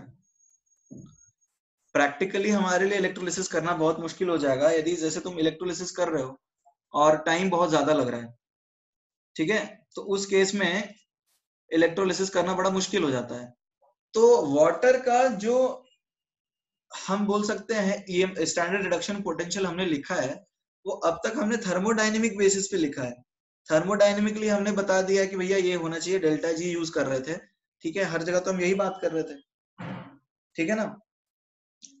लेकिन अब यहाँ पर दिक्कत क्या है, जैसे मैं फिर से लिख देता हूं, ध्यान से सुनना। थर्मोडायनेमिकली बिकॉज यहाँ पर हमें थर्मोडायनेमिक्स डेल्टा जी यूज कर लिया था। थर्मोडायनेमिकली डेल्टा जी के हिसाब से हम बता रहे हैं SRP for oxidation of water, ये हमने निकाला -1.23 वोल्ट। एसआरपी यार क्या लिख रहा हूं मैं, sorry, oxidation potential of water is -1.23 volt and reduction potential of water is -0.822 जो कि अप्रोक्सीमेटली 0.83 वोल्ट होता है, ठीक है। यहाँ पे हमने अब तक थर्मोडायनेमिक कंसेप्ट्स का यूज किया था, बट एक्चुअली में क्या है, ऑक्सीडेशन और रिडक्शन ऑफ वाटर जो है ना वो बहुत स्लो प्रोसेस है। समझ में आ रहा है? जैसे तुम पानी को हीट देते हो ना तो वाटर काइनेटिक एनर्जी लेके एवापोरेट करना चालू कर देता है, और बहुत सारी चीजें एडिशनली होती हैं, इलेक्ट्रोलाइज जल्दी करता नहीं, ठीक है। तो अब ये जो रिएक्शन है इसमें ऑक्सीडेशन और रिडक्शन दोनों स्पॉन्टेनियस तो हो जाते हैं, but the rate of reaction is very slow. Everybody, the rate of reaction is very slow, ठीक है। तो अब रेट ऑफ रिएक्शन बहुत स्लो होता है, तो अब बात क्या है, देखो दिक्कत क्या है, रेट ऑफ रिएक्शन बढ़ाने के लिए हमें क्या करना होता है एवरीबॉडी, रेट ऑफ रिएक्शन बढ़ाने के लिए हमें क्या करना होता है काइनेटिक्स में बताओ। रेट ऑफ रिएक्शन बहुत स्लो होता है, तो रेट ऑफ रिएक्शन बढ़ाने के लिए क्या करना होता है, कोई तो बताओ। कैटलिस्ट तो यहाँ यूज नहीं कर सकते, टेम्परेचर बढ़ा सकते हैं एवरीबॉडी, टेम्परेचर बढ़ा सकते हैं। प्रेशर का तो, रेट्स ऑफ रिएक्शन से प्रेशर का कोई यूज है क्या एवरीबॉडी? प्रेशर का कोई रोल है रेट ऑफ रिएक्शन में? यदि प्रेशर एक्टिव मास होगा तब तो। सी, हमने क्या पढ़ा अभी, हम बोल रहे हैं कि थर्मोडायनेमिकली ये पोटेंशियल अप्लाई करेंगे तो उस केस में रिएक्शन हो जाएगा, ये तो हम जानते हैं ना, क्योंकि थर्मोडायनेमिक्स के हिसाब से डेल्टा जी नेगेटिव हो जाएगा तो रिएक्शन तो होना चाहिए। बट बेसिक दिक्कत ये है कि ये जो रिएक्शन है, रुक जाओ काइनेटिक्स की हम बात करेंगे, ये जो रिएक्शन है वो रिएक्शन बहुत स्लो होता है, the reaction is very slow. The oxidation and reduction reactions for water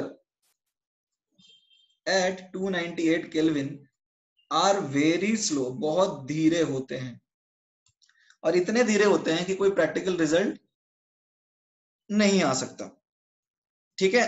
अब देखो तुम खुद सोचो, तुम लोग कॉन्सेंट्रेशन प्रेशर और प्रेशर की बात कर रहे हो, कॉन्सेंट्रेशन और प्रेशर वाटर का कांस्टेंट होता है, is that clear everybody? Water active होता है क्या एवरीबॉडी? कॉन्सेंट्रेशन, बहुत लोग बोल रहे हैं सर कॉन्सेंट्रेशन बढ़ा दो, प्रेशर बढ़ा दो, प्रेशर तो है नहीं क्योंकि वाटर लिक्विड है, प्रेशर की तो हम बात कर ही नहीं सकते, is that clear everybody? Pressure की तो हम बात कर ही नहीं सकते ना, वाटर लिक्विड होता है, रिएक्टेंट के टर्म्स में लिखते हैं 55.5 1000/18 कांस्टेंट होता है, ये बात सबको समझ में आना चाहिए। वाटर का जो कॉन्सेंट्रेशन है वो तो कांस्टेंट होता है, और वाटर के लिए प्रेशर कहां से देख रहे हो, लिक्विड है ये। तो अब बात है कॉन्सेंट्रेशन कांस्टेंट है और 298 केल्विन पे रेट ऑफ रिएक्शन बहुत स्लो है, जिससे प्रैक्टिकली हो नहीं पाता रिएक्शन। तो अब हम क्या कर सकते हैं, we can only do one thing, we can increase temperature. Everybody, is that clear? हम क्या कर सकते हैं, टेम्परेचर बढ़ाने के अलावा और कुछ नहीं कर सकते। टेम्परेचर बढ़ाएंगे, बॉन्ड ज्यादा जल्दी वाइब्रेट करेंगे और उससे टूटेंगे जल्दी। बट होता क्या है, टेम्परेचर यदि बढ़ा दोगे तो इलेक्ट्रोलिसिस कंट्रोल करना मुश्किल हो जाता है, इलेक्ट्रोड्स फट सकते हैं, हायर टेम्परेचर पे एंट्रोपी भी बहुत ज्यादा बढ़ता है, तो रेट ऑफ रिएक्शन को कंट्रोल करना और इलेक्ट्रोलिसिस को कंट्रोल करना भी मुश्किल है। तो अब सबसे अच्छा तरीका क्या है कि तुम एडिशनल पोटेंशियल लगा दो। सबसे अच्छा तरीका ये है तुम एडिशनल पोटेंशियल लगा दो, जिसको बोलते हैं ओवर वोल्टेज। समझ में आ रहा है? जितना पोटेंशियल रिक्वायर्ड है उससे ज्यादा पोटेंशियल लगाएंगे। Everybody, is that clear? मान लो -1.23 लगता है, यानी 1.23 देना पड़ रहा है, तो हम -1.4 लगा देंगे, -1.5 लगा देंगे। तो एक्चुअली में वाटर का फिजिबल रेट से ऑक्सीडेशन और रिडक्शन कराने के लिए नॉर्मल पोटेंशियल से ज्यादा पोटेंशियल देना पड़ जाता है, और वो जो एक्स्ट्रा पोटेंशियल लगता है उसको बोलते हैं ओवर पोटेंशियल या फिर over voltage. Is that clear? Everybody, is that clear और नॉट? ठीक है।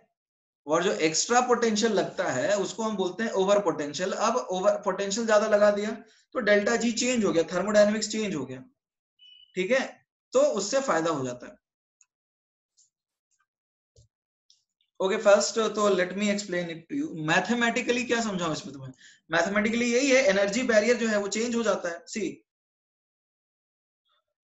हम यदि बात करें, बिकॉज यहां पर रीजन क्या है, because the activation energy is very high, because the activation energy is very high.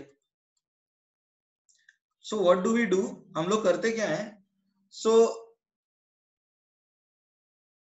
हम क्या करेंगे, everybody एक बात समझने की कोशिश करो। अब आदित्य पूछ रहा है कि हाई टेम्परेचर पे इलेक्ट्रोलिसिस डिफिकल्ट क्यों हो जाता है? अरे टेम्परेचर बढ़ाओगे तो वाटर उबलने लगेगा, वेपर फेज में रहेगा तो इलेक्ट्रोलाइज कहाँ होगा? एवरीबॉडी, पानी मान लो तुम कर रहे हो 80 डिग्री पे इलेक्ट्रोलिसिस, तो पानी लिक्विड में नहीं रहेगा, हवा में रहेगा, फिर वेपराइज करने लगेगा, कंट्रोल करना मुश्किल होगा, वेपर से इलेक्ट्रोड में प्रेशर बनेगा, फट सकता है। Is that clear everybody? Explosion हो सकता है, खतरे बढ़ सकते हैं। गैस इलेक्ट्रोड में प्रेशर बहुत कम रखते हैं, ठीक है सुजल, बहुत ज्यादा प्रेशर नहीं रखते हैं, 1 atm ही तुमने पढ़ा है, एटमॉस्फेरिक प्रेशर के बराबर रखते हैं। इज दैट क्लियर और नॉट? तो ऑक्सीडेशन और रिडक्शन रिएक्शंस बहुत स्लो होते हैं बिकॉज एक्टिवेशन एनर्जी बहुत ज्यादा है। तो सबसे सेफ तरीका यही है कि एडिशनल वोल्टेज दे दो। एडिशनल वोल्टेज दोगे, देखो अब यहाँ पे रिएक्शन स्पॉन्टेनियस है, अब तुम एडिशनल एनर्जी दोगे तो एक्टिवेशन एनर्जी में ही जाएगा ना। Everybody, is that clear? तुम एडिशनल एनर्जी दोगे, वो that will help in achieving activation energy.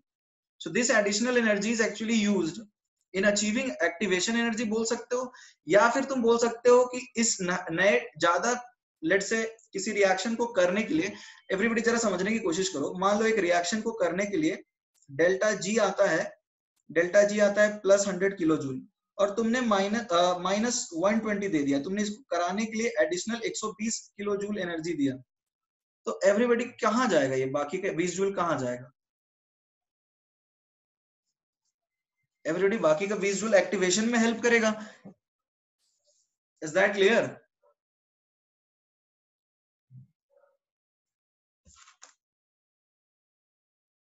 क्योंकि थर्मोडायनेमिक्स के हिसाब से जो रिएक्शन स्पॉन्टेनियस हो जाता है उतना ही रिएक्शन यूज करेगा और बाकी एक्टिवेशन में हेल्प करेगा। ऑब्वियसली तुम्हें यदि ये बात भी नहीं समझ में आ रही है कि एक्टिवेशन में कैसे यूज करेगा, तो तुम डायरेक्टली ये सोच लो कि जितना एनर्जी चाहिए उससे ज्यादा हम करा देंगे, उससे ज्यादा एनर्जी दे देंगे।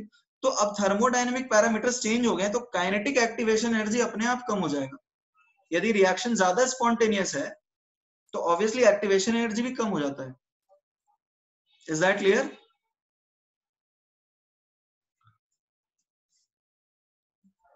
ओके, तो ये आई होप सबने लिख लिया है, बेटे लिख लिया सबने। अब करते क्या है, तो अब करते क्या है कि therefore additional amount of, therefore additional potential, therefore additional potential is supplied to carry out these reactions,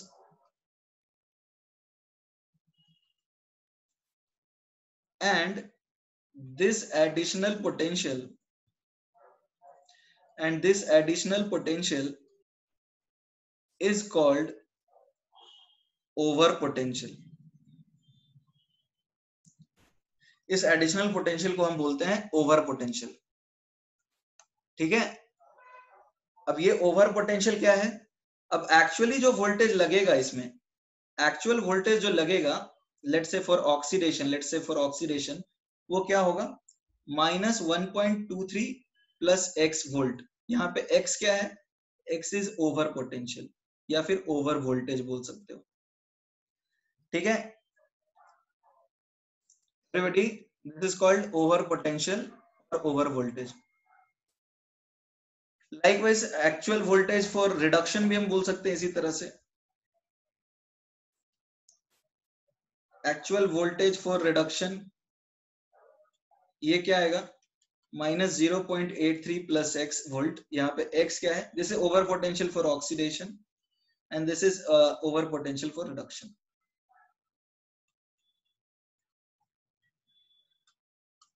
ठीक है, the value of over potential, the value of over potential चूंकि ये काइनेटिकली डिफाइंड है, depends on the surface of electrode, कि surface area ज्यादा कितना होगा तो ज्यादा होगा, ठीक है। अब देखो क्या है, platinum coated with carbon black, platinum coated with carbon black के लिए ओवर पोटेंशियल होता है 0.25 वोल्ट, ये तुम्हें याद करने की जरूरत नहीं है। और सिर्फ स्मूथ प्लैटिनम सरफेस की बात करोगे, स्मूथ प्लैटिनम सरफेस, तो इसका ओवर पोटेंशियल होता है 0.45 वोल्ट।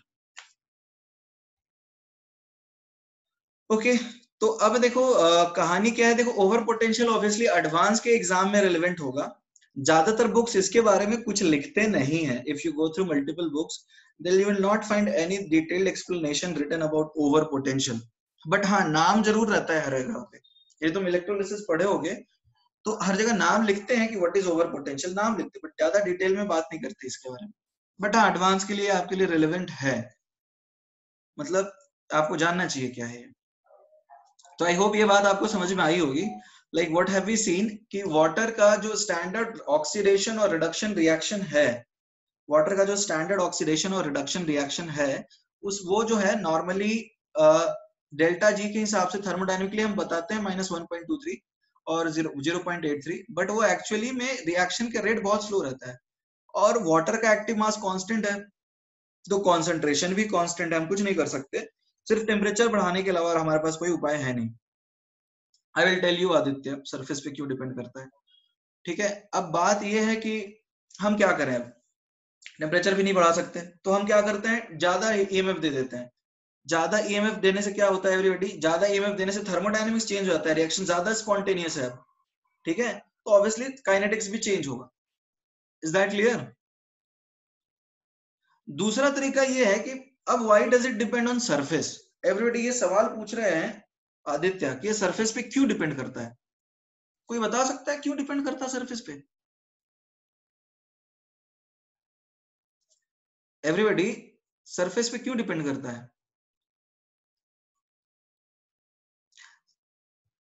हाँ, ओवर वोल्टेज से एक्टिवेशन एनर्जी अचीव होती है, ठीक है सुजल, ओवर पोटेंशियल से एक्टिवेशन एनर्जी अचीव होती है। अच्छा एक बात बताओ, तुमने रेट ऑफ रिएक्शन काइनेटिक्स में पढ़ा है, रेट ऑफ रिएक्शन किन चीजों के ऊपर डिपेंड करता है? सरफेस एरिया डिपेंड करता है, यदि कोई रिएक्शन सरफेस पे हो रही है तो सरफेस एरिया पे डिपेंड करता है क्या? सरफेस एरिया पे डिपेंड कर रहा है, इफेक्टिव सरफेस जो अवेलेबल यदि ज्यादा है, जैसे मान लो मैग्नीशियम रिबन को तुमने डाला और मैग्नीशियम पाउडर को डाला, rate of reaction magnesium powder पे होगा ना। अब देखो क्या है, O2 एब्जॉर्ब होता है एडजॉर्ब सरफेस से, तो जब कार्बन डाल दोगे ना तो कार्बन का एक पोरस रफ सरफेस बनता है और इफेक्टिव सरफेस एरिया बढ़ जाता है। जैसे you might have seen rural areas में कार्बन यानी कि कोयले से बर्तन साफ करते हैं, चारकोल का सरफेस एरिया इफेक्टिवली बढ़ जाता है, तो जो रफ सरफेस है उनका इफेक्टिव सरफेस एरिया ज्यादा है, तो वहां पे गैसेस को कलेक्ट करना रिलेटिवली आसान हो जाता है H2 और O2 को, क्योंकि वो सरफेस पे सोखते ज्यादा है। जैसे कि यदि तुम देखोगे तुम्हारे हाथ पे गंदगी ज्यादा होगी ना तो तुम्हारा हाथ और ज्यादा गंदा होगा, रीजन क्या है, उसका इफेक्टिव सरफेस एरिया बढ़ते जाता है। Is that clear? तो अब जो है प्लैटिनम सरफेस पे यदि तुम कार्बन लगा दोगे तो इफेक्टिव सरफेस एरिया बढ़ जाता है, जहां पे गैसेस को एडजॉर्ब किया जा सकता है। एडजॉर्प्शन वही है, सरफेस पे कोई मॉलिक्यूल जमा हो जाते हैं उसको बोलते हैं एडजॉर्प्शन। तो यदि कार्बन ब्लैक लगाएंगे तो क्या होगा, ओवर पोटेंशियल कम हो जाता है, एक्टिवेशन एनर्जी कम हो जाता है, रेट ऑफ रिएक्शन बढ़ जाता है। तो कार्बन ब्लैक यूज करने का यही ऑब्जेक्टिव है। यदि तुम बैटरीज देखते हो तो आजकल जो बैटरीज आती है उसमें तो प्रॉपर कार्बन का इलेक्ट्रोड यूज करते हैं। रीजन ये सस्ता भी है, सरफेस एरिया भी काफी अच्छा हो जाता है उसका। So that was about over potential. I hope you've understood this. Is that clear? इसमें किसी को डाउट है?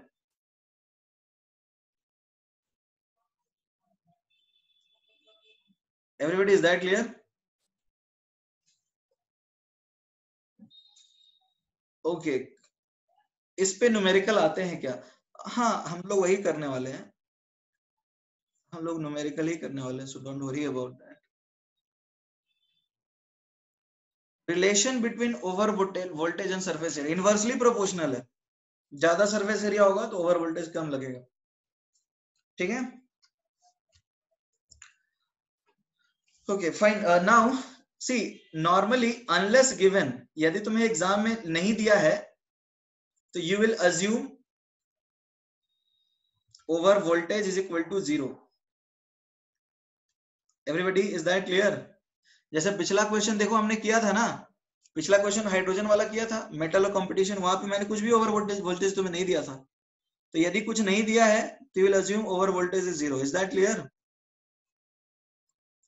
और ज्यादातर केसेस में तुम बुक सॉल्व करोगे तो ओवर वोल्टेज कहीं देते ही नहीं है, ज्यादातर केसेस में 0 ही मानेंगे।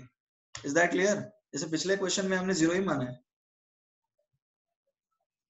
आगे बढ़ सकते हैं एवरीबॉडी?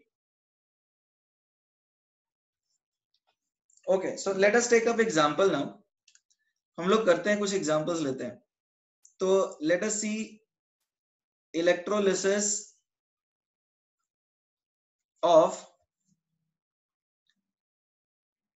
concentrated HCl solution, यानी concentration greater than 1 molar। Electrolysis of concentrated HCl solution, यानी कॉन्सेंट्रेशन जहां पे 1 से ज्यादा मोलर हो। यदि तुम इसको सीखे हो तो तुम प्रोडक्ट्स बता सकते हो क्या?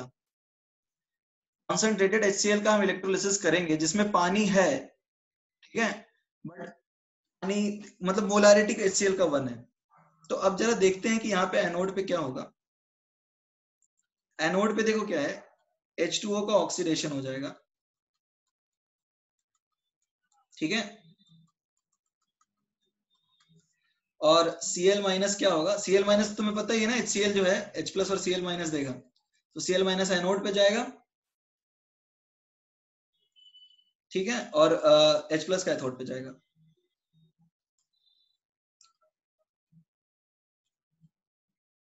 ओके,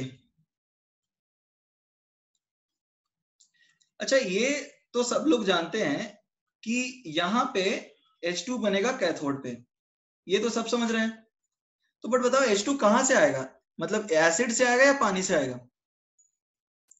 एवरीबॉडी ये भी तो पूछ सकता है कि H2 कहां से बन रहा है। एवरीबॉडी, एसिड से आएगा H प्लस H2 या फिर पानी से आएगा कैथोड पे?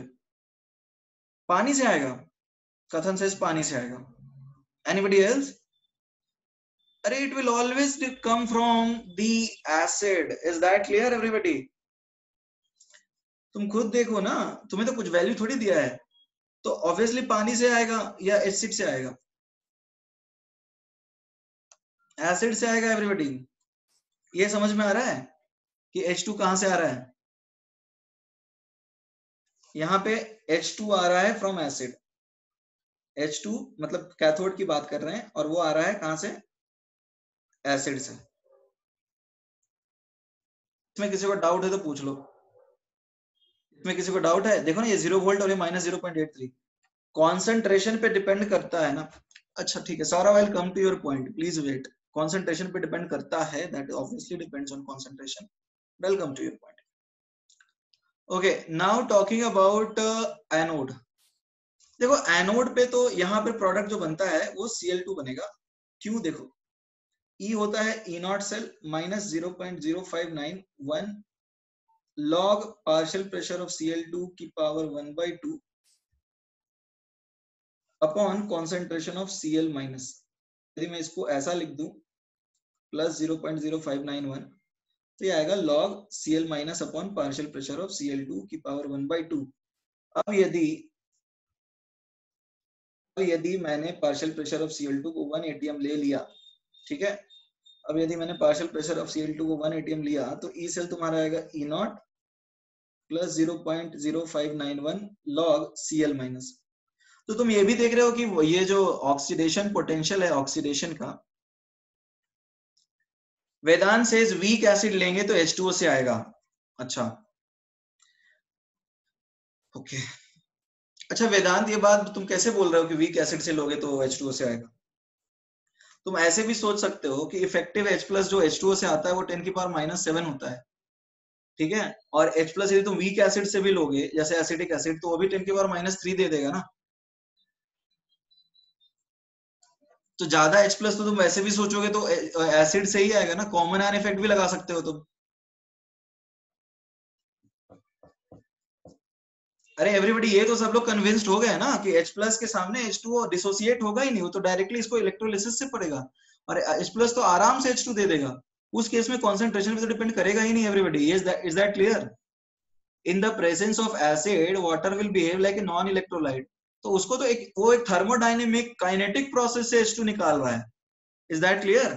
थर्मोडायनेमिकली भी उसमें दिक्कत है, काइनेटिकली भी उसमें दिक्कत है, और H प्लस तो डायरेक्टली H2 दे रहा है। वहां पे एसिड को तो कोई दिक्कत नहीं है किसी भी तरह की, और पानी को तो बहुत सारी समस्याएं हैं। It is going through a thermodynamic process, it is going through a kinetic process. Is that clear और नॉट? तो एसिड से ही आएगा। आई hope it is clear. Now coming to this part, like I am talking about the anode oxidation part. Anode पे H plus क्यों नहीं बनेगा? Anode पे H plus क्यों नहीं बनेगा? What do you mean? मतलब यदि ये वाली रिएक्शन ज्यादा स्पॉन्टेनियस होगी तो H प्लस बनेगा। सुजल, पूछना क्या चाहते हो तुम? देखो normally it is -1.36, everybody, normally it is 1.36, right? Everybody हाँ या ना कुछ तो बोलो। ये -1.36 होता है, ये तुम्हें याद करने की जरूरत नहीं है। अब देखो एनोड पे तुमने तो ये पढ़ाई था 1 मोलर कॉन्सेंट्रेशन पे क्या होता है, SOCBI, एक ऑर्डर हमने याद किया था ना। 1 मोलर कॉन्सेंट्रेशन पे हमने याद किया था SOCBI। तो यहाँ पर तो Cl माइनस से Cl2 बन जाएगा, यहीं पे कहानी खत्म हो जाती है। Is that clear? और तुम वैसे भी सोच सकते हो कि यहाँ पे -1.36 है, सोचोगे ये -1.36 है, वाटर का है, वाटर का है -1.3, फिर Cl2 क्यों बनेगा? तुमने सीरीज में कितना लिखा है एवरीबॉडी? सीरीज में क्या लिखा है? Cl माइनस Cl2 को -1.4 लिखा है।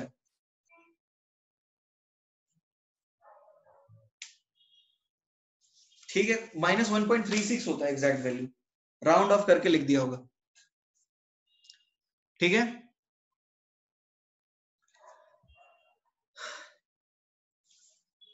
फाइन, सो नाउ अब सवाल ये है कि देखो वाटर का ओवर वोल्टेज भी होता है -0.25। Is that clear? वाटर का ओवर वोल्टेज क्या होता है एवरीबॉडी? वाटर का ओवर वोल्टेज भी -0.25 होता है। तो ऑब्वियसली जो प्रोडक्ट मिलेगा कॉन्सेंट्रेटेड सोल्यूशन में वो Cl2 ही रहेगा। तुम बिना सोचे भी समझे ये भी बता सकते हो कि SOCBI में CbC पहले है तो तुम्हारा प्रोडक्ट Cl2 और O2 H2 रहेगा। Is that clear? एवरीबॉडी हाँ या ना बोलो, एवरीबॉडी हाँ या ना बोलो। Is that clear? वाटर के केस में -1.23 है, बट इसके केस में ओवर वोल्टेज भी होता है, ओवर वोल्टेज भी तो है, तो एक्चुअली में जो उसका जाता है वो -1.5 तक है। Is that clear? Okay, anode पे Cl2 एंड कैथोड पे H2। Is that clear everybody?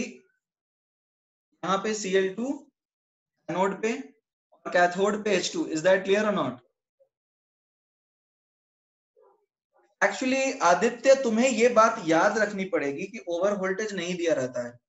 तो तुम्हें Cl2 और OH का जो केस है ना वो ये याद रखना पड़ेगा, बाकी और केस याद करने की जरूरत नहीं है, बट ये जो Cl2 और OH वाला केस है ना ये तुम्हें याद रखना पड़ेगा कि डाइल्यूट मतलब कॉन्सेंट्रेटेड में एक से ज्यादा है। जैसे तुमने ये सीक्वेंस याद किया है ना SOCBI, तो OH माइनस और Cl माइनस में Cl2 पहले निकल जाता है, ठीक है, तो 1 मोलर कॉन्सेंट्रेशन में यानी इक्वल मोलैरिटी में Cl2 ही बाहर रहेगा, वो तो सीक्वेंस तुम्हें याद करवाई है मैंने। Is that clear? अब ओवर वोल्टेज नहीं भी दिया है तो भी तुम्हें ये सीक्वेंस मैंने याद करने बोला है ना, SOCBI। Is that clear? Sarvesh is offering mnemonics, SSR offered CBI, ठीक है, कर सकते हो याद SOCBI। तो वो तो तुम्हें याद करने बोला ही है, वो तो तुम्हें याद करना होगा, SOCBI तुम्हें याद करना होगा, ये तो एक्सपेरिमेंटल ही है। तुम्हें पता है, तुम ऐसे समझ सकते हो कि आयोडीन सबसे कम इलेक्ट्रोनेगेटिव होता है, फिर ब्रोमीन आता है, फिर क्लोरीन आता है, ठीक है, और ऑक्सीजन ज्यादा इलेक्ट्रोनेगेटिव है क्लोरीन से, तो ये तो तुम्हें पीरियोडिक टेबल में भी याद होगा। तो तुम्हें पता ही है ना फोन कॉल के, अरे सबसे कम इलेक्ट्रोनेगेटिव आयोडीन, फिर ब्रोमीन, फिर क्लोरीन, और ऑक्सीजन ज्यादा इलेक्ट्रोनेगेटिव होता है, तो ये तो तुम्हें याद है ना, एक्सपेरिमेंटल क्या तुम्हें याद ही होगा। Fine, so I hope it is clear. Now coming to dilute से अब आते हैं कॉन्सेंट्रेटेड में। सॉरी, कॉन्सेंट्रेटेड की तो बात हम लोग कर ही चुके हैं। डाइल्यूट में क्या होगा एवरीबॉडी?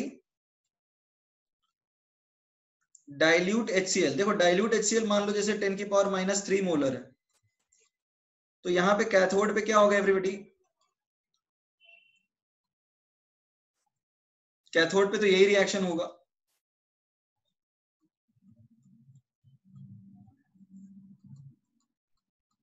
Is that clear? ये रिएक्शन नहीं होगा, कैथोड वाली बात क्लियर है सबको? अब कैथोड वाली बात तो क्लियर हो गई होगी। Okay, now coming to anode. तो एनोड पे क्या होगा? एनोड पे तुम्हारे पास ये रिएक्शन है, तो यहाँ पे H2 मिलेगा, ठीक है ना, फ्रॉम एसिड, ये तो क्लियर हो गया होगा। दिस इज -1.23 और Cl minus 1/2 Cl2 plus electron, this is -1.36 volt. अब एक बात बताओ, यहाँ पे जो -1.36 लिखा है ये तो 1 मोलर पे होगा ना एवरीबॉडी, ये तो 1 मोलर पे होगा, और तुम्हें ये भी पता है कि ई सेल जो है इसका it is -1.36 plus 0.0591 log Cl minus. तो यहाँ पे इस बार प्रोडक्ट क्या मिलता है? इस बार मिलता है O2 from water. Is that clear? Because ये डिपेंड करता है उनके कॉन्सेंट्रेशन के ऊपर। अब यहाँ पे इस तरह से भी सवाल पूछा जा सकता है, सी अब समझ में आया H2 और O2 क्यों है? कॉन्सेंट्रेटेड में Cl माइनस ज्यादा होता है, everybody is that clear? Concentrated यदि तुमने बहुत ज्यादा कर दिया तो वहां Cl माइनस बहुत ज्यादा है, तो वो -1.36 से और नीचे चला जाएगा, तो वहां पर तो Cl2 ही बनेगा ना, ओवर वोल्टेज तो है ही ऑब्वियसली, और ये चीज एक्सपेरिमेंटल है। अब सवाल ये तुम्हें समझ में आ गया होगा कि यहाँ पे हम H2 और O2 क्यों बोल रहे हैं। इनफैक्ट इस पे ऐसे भी सवाल आता है कि मान लो डाइल्यूट NaCl का इलेक्ट्रोलिसिस किया तो प्रोडक्ट इनिशियली क्या होगा? तो इनिशियली H2 और O2, और मान लो 10 घंटा तक करते रहे तो भी प्रोडक्ट सेम रहेगा क्या एवरीबॉडी? इलेक्ट्रोलिसिस 10 घंटा तक करते रहे तो प्रोडक्ट सेम होगा? तो प्रोडक्ट चेंज हो जाएगा, क्योंकि पानी खत्म होने लगेगा, पानी H2 बनने लगेगा और Cl माइनस बचा रहेगा, तो Cl माइनस का जब कॉन्सेंट्रेटेड बढ़ जाएगा तो फिर वो कॉन्सेंट्रेटेड हो जाएगा और फिर Cl2 बनने लगेगा। ये समझ में आया? इनिशियली H2 और O2 होगा डाइल्यूट HCl के केस में, और बाद में क्या बन जाएगा फिर? H2 और Cl2, क्योंकि फिर वो सोल्यूशन कॉन्सेंट्रेटेड हो जाएगा। इज दैट क्लियर और नॉट? हाँ या ना? ओके, सो देखो क्वालिटेटिव एस्पेक्ट ऑफ इलेक्ट्रोलिसिस में बहुत सारी चीजों का ध्यान रखना पड़ता है कि कौन सा प्रोडक्ट बन रहा है, तो इसमें तरह तरह के कंसेप्ट हमें लगाने पड़ते हैं, जैसे देखा हमने काइनेटिक्स भी लग रहा है, थर्मोडायनेमिक्स भी लग रहा है, ठीक है, रिडॉक्स रिएक्शन तो है ही। तो आज के क्लास में किसी को डाउट है? I will give you a revision of what we have done today. आज हमने सीखा है कि वाटर का ऑक्सीडेशन पोटेंशियल -1.23 होता है प्लस ओवर पोटेंशियल, और नॉर्मली ओवर पोटेंशियल नहीं दिया हो तो नहीं लेना है। वाटर का रिडक्शन पोटेंशियल होता है -0.83 प्लस ओवर पोटेंशियल, नहीं दिया है नहीं लेना है, ठीक है। और ऑर्डर SOCBI तो है ही आपके पास, और कैथोड वाला ऑर्डर है ही। इसके अलावा आपको यही देखना है कौन सा रिएक्शन स्पॉन्टेनियस है, कौन सा रिएक्शन नॉन स्पॉन्टेनियस है। यहाँ पे डाइल्यूट में H2O2 होगा और कॉन्सेंट्रेटेड में Cl2 बनेगा, क्योंकि जैसे जैसे तुम पानी को इलेक्ट्रोलाइज करते जाओगे वाटर खत्म होता जाएगा और Cl माइनस कॉन्सेंट्रेटेड होने लगेगा। तो जब कॉन्सेंट्रेटेड होने लगेगा तो Cl माइनस का जो कॉन्सेंट्रेशन है वो बढ़ने लगेगा और उसके हिसाब से प्रोडक्ट बनेगा। इज दैट क्लियर और not? Everybody, is that clear और नॉट? अरे हाँ या ना, कुछ तो बोलो। अच्छा, 1 मिनट में ये प्रोडक्ट्स याद नहीं रखना है, तुम्हें प्रेडिक्ट करना है। ये सबने लिख लिया या नहीं लिखा?